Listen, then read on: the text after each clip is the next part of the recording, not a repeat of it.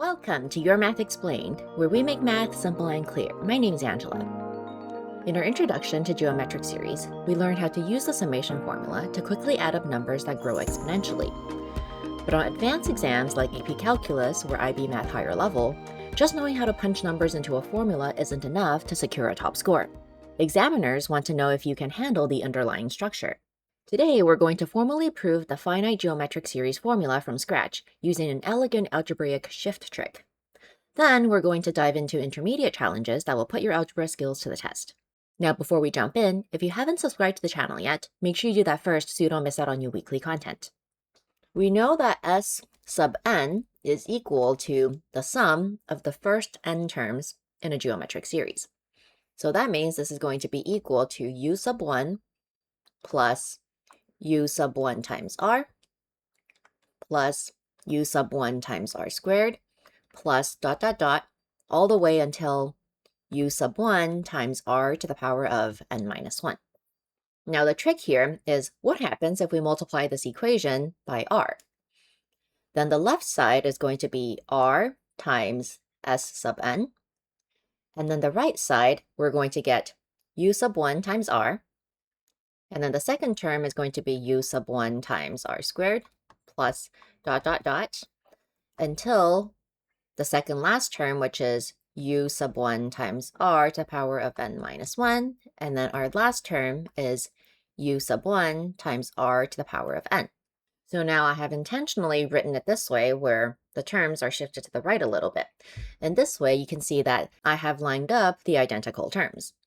Now this means if I were to take this first equation and then subtract the second equation from it, what we're going to get is s sub n minus r times s sub n, and this is going to equal, now the first term, which is u sub 1, that stays, but the next few terms are going to cancel out because we have u sub 1 times r minus u sub 1 times r, and then we have u sub 1 times r squared minus u sub 1 times r squared.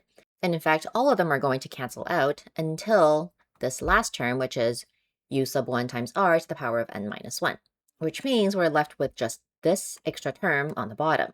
So we get minus u sub 1 times r to the power of n. And now we can go ahead and factor out the s sub n from the left-hand side. So we get s sub n times 1 minus r is equal to, and we can factor out the u sub 1 from the right-hand side. So we get that minus r to the power of n. And finally, now we can isolate s sub n, and we get that is equal to u sub 1 times 1 minus r to the n divided by 1 minus r. And that is exactly what we're trying to prove. So now let's go ahead and take a look at our first example. Here, our first term is equal to 18. Our s sub 3 is equal to 38. So that means our n here is equal to 3. And we're asked to find the value of r. So for this question, we can just go ahead and substitute these values into our formula, which means we get 38 is equal to 18 times 1 minus r to the power of 3 over 1 minus r. Now the trick for this one is to remember your difference of cubes expansion.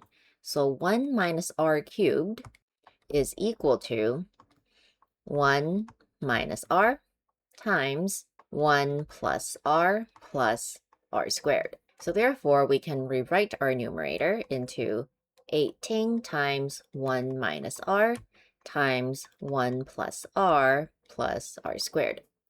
By doing this, we can now cancel out the 1 minus r from the top and the bottom.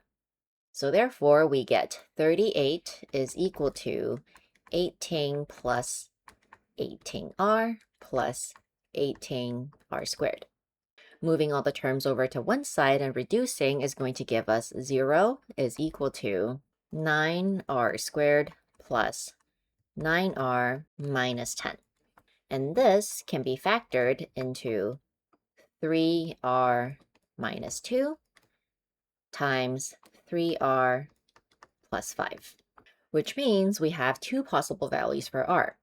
r can be equal to 2 over 3, or r can be equal to -5 over 3. So these are the two possible values of r. Now for our next example, we're given a geometric sequence. The first part is asking us to solve for the possible values of x.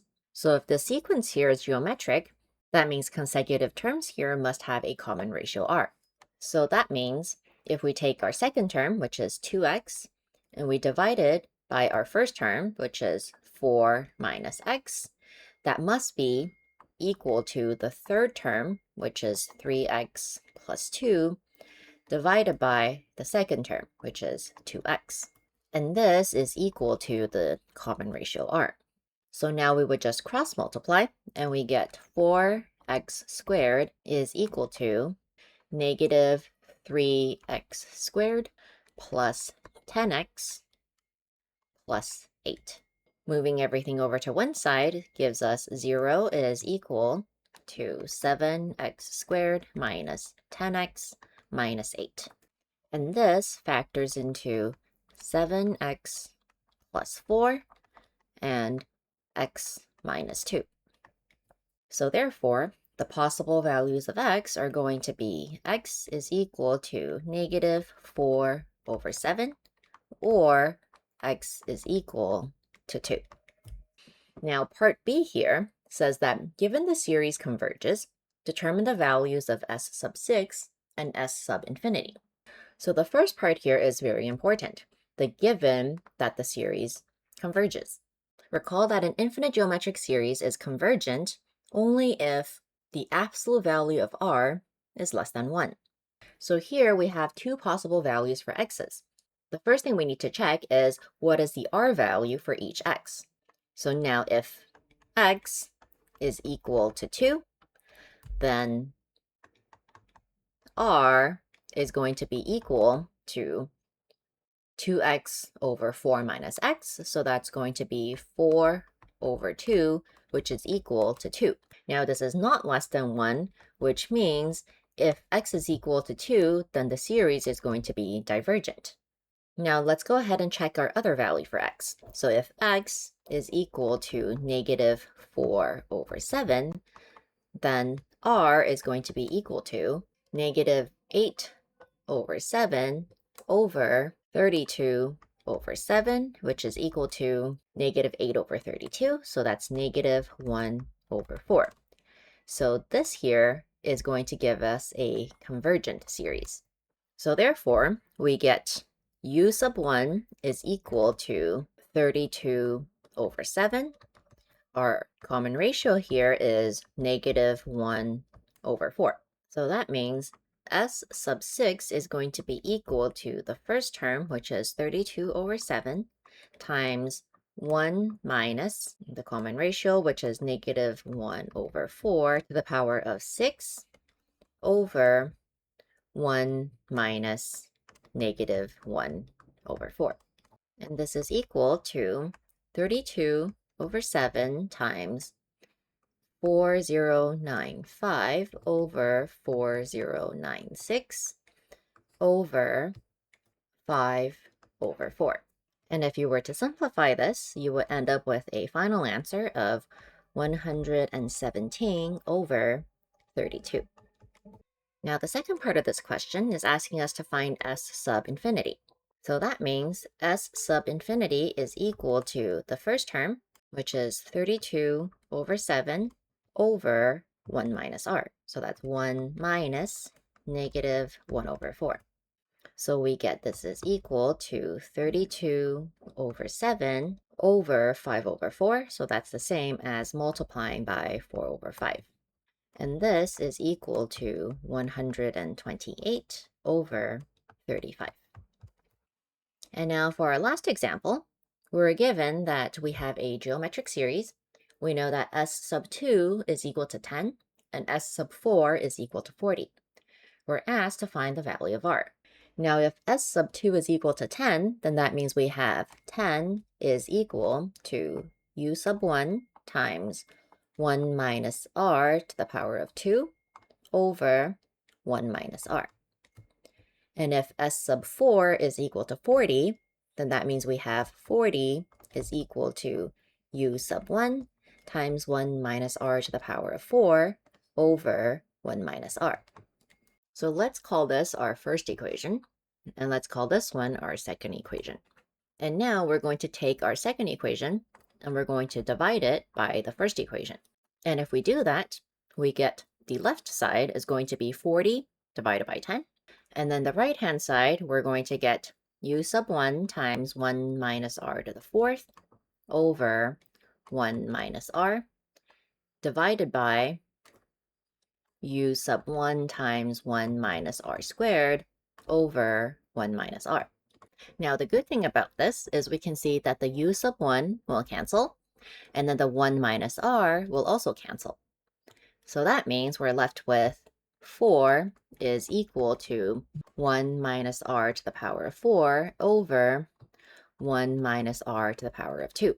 But 1 minus r to the power of 4 is just a difference of squares. So that means we can factor that into 1 minus r squared times 1 plus r squared.